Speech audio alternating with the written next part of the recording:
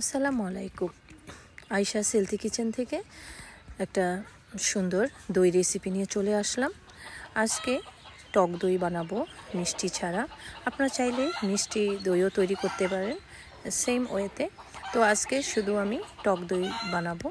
তবে এই দইটা খুব সুন্দর করে বানাতে হলে কিছু টিপস আছে, যদি ফলো করেন তাহলে আপনিও এই সুন্দর দইটাও বানিয়ে নিতে পারেন। একদম মিষ্টির দোকানের দইয়ের মতো এক নাম্বার হবে। তো সাথেই থাকুন। এখানে এই দইটা বানানোর জন্য এখানে প্রায় 2 কেজি দুধ নিয়েছি আমি। 2 কেজি একদম তরল গরুর দুধ। তো এই দুধটাকে 2 কেজি দুধকে আমি 1.5 কেজি করে নিয়েছি। আসছে রমজানে কিন্তু দইটা খুবই ভালো পেটের জন্য। সারা দিন রোজা রেখে ইফতারে যদি আমরা ভাজা পোড়া খাই, অনেক ভাজা পোড়া খাই, তো এই ভাজা পোড়া খাওয়ার পরই যদি এরকম একটা দই খাওয়া হয় তাহলে কিন্তু একদম কি আর বলবো। আর দুধটাকে কিন্তু অনবরত নাড়তে থাকতে হবে যাতে এখানে সর না পড়ে। তারপরও খুব ভালোভাবে নেড়ে নিতে হবে। দেখুন আমি অনবরত নাড়ছি। এভাবে কিন্তু দুধটাকে অনবরত নাড়তে হবে, সর পড়তে দেওয়া যাবে না। আর যদি সর পড়ে যায় তাহলে কোনো অসুবিধা নেই, সেঁকে নিতে হবে। এভাবে দুধটা জাল করার সময় খেয়াল রাখতে হবে যাতে সর না পড়ে। এভাবে নেড়ে নেড়ে সারাক্ষণ নাড়তে থাকতে হবে যাতে সরটা না পড়ে।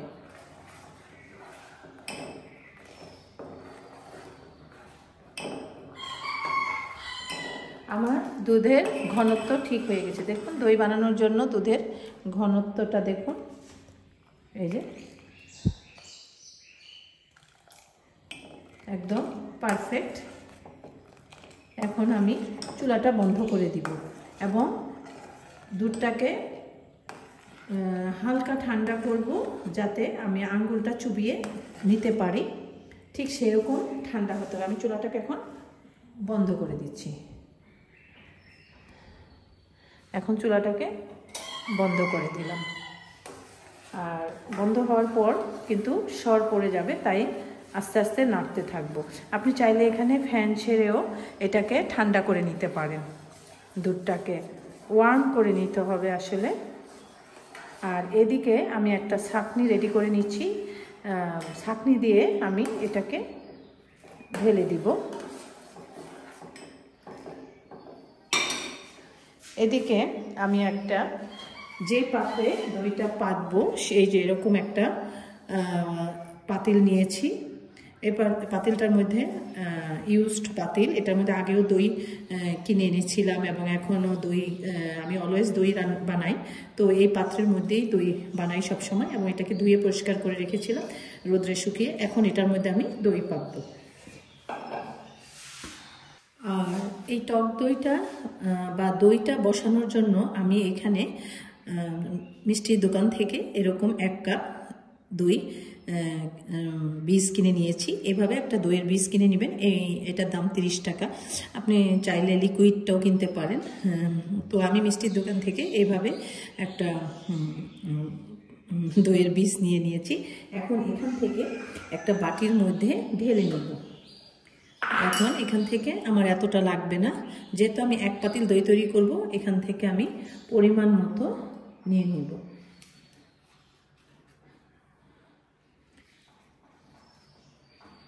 এবার এটাকে খুব ভালো করে ফেটিয়ে নিতে হবে। এভাবে দেখুন একদম ফেটিয়ে নিতে হবে।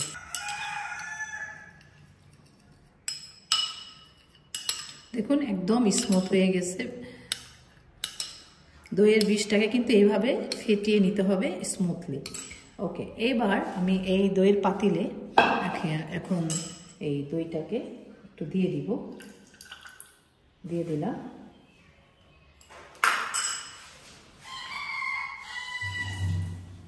এবার এটাকে খুব সুন্দর করে এইভাবে ঘুরিয়ে ঘুরিয়ে আমি পাতিলের গায়ে লাগিয়ে দিব।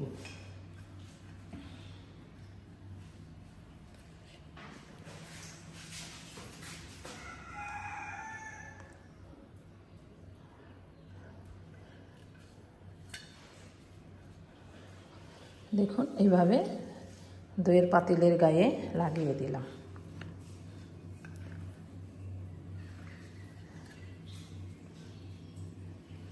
এভাবে রেখে দিচ্ছি। দইটা ঠান্ডা হওয়া পর্যন্ত অপেক্ষা করতে হবে।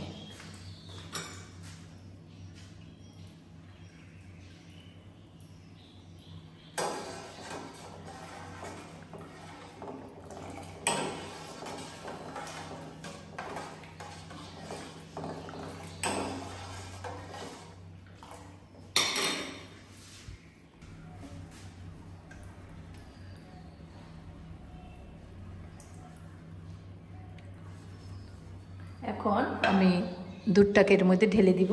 আর দুধটা কিন্তু ওয়ার্ম হয়ে গিয়েছে। দেখুন আমি একটু আঙ্গুল চুবিয়ে দেখিয়ে দিচ্ছি। এই দেখুন আঙ্গুলটা ডোবানো যাচ্ছে, মানে এখন আমি দুধটাকে ঢেলে দিতে পারি। তবে হ্যাঁ, এখানে আপনি চাইলে একটা জগের মধ্যে ছেঁকে নিতে পারেন, তারপরে সবচেয়ে সুন্দর হয়। এখানে আমি জগের মধ্যে দুধটাকে আগে ছেঁকে নিচ্ছি। এভাবে দুধটাকে আমি আগে ছেঁকে নিচ্ছি।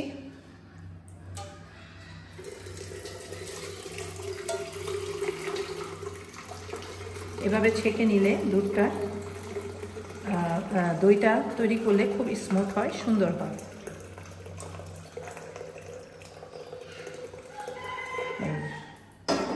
এভাবে আমি ছেঁকে নিলাম। এবার আমি সাজের মধ্যে দিয়ে দিব। দেখুন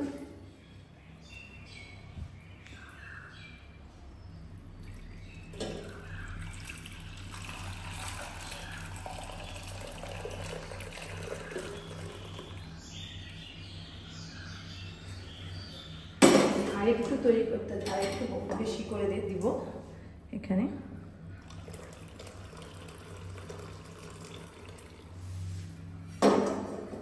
এবার খুব সুন্দর করে এটাকে একটু মুছে দিলাম। আর এখানে যে দইয়ের বাকি অংশটুকু রয়েছে সাজের, এটাকে এখানে দিয়ে দিলাম।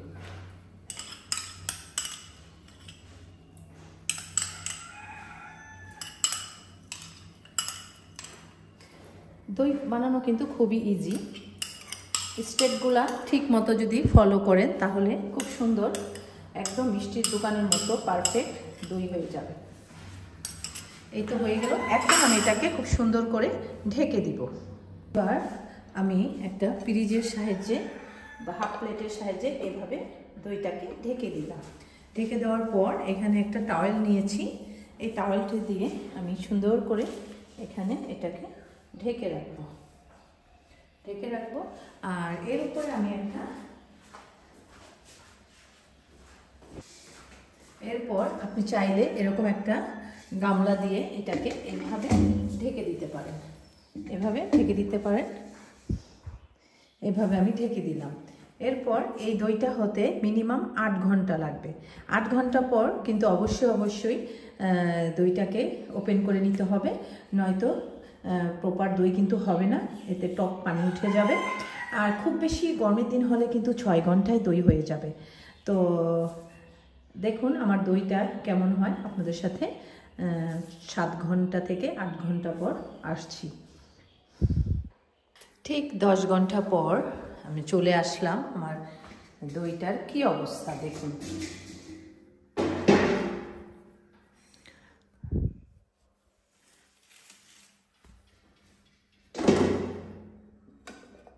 ওয়াও, দেখুন দইটা কিন্তু একদম জমে গিয়েছে। এবার দেখুন আমার দইটা কতটা সুন্দর হয়েছে। দেখুন একদম জমে গিয়েছে কিন্তু দেখুন। এখন এটাকে ফ্রিজে রেখে দিতে হবে কয়েক ঘন্টার জন্য, তারপর দেখুন একদম সেট হয়ে যাবে, খুব সুন্দরভাবে সেট হয়ে যাবে। এই তো হয়ে গেল দারুণ মজার টক দই। আশা করি ভালো লেগেছে। রেসিপিটা আপনারা বেশি বেশি করে শেয়ার করবেন এবং আয়েশাস হেলথি কিচেনের পাশে থাকবেন। ভালো থাকবেন। অনেক অনেক দোয়া ও ভালোবাসা আপনাদের জন্য। আল্লাহ হাফেজ।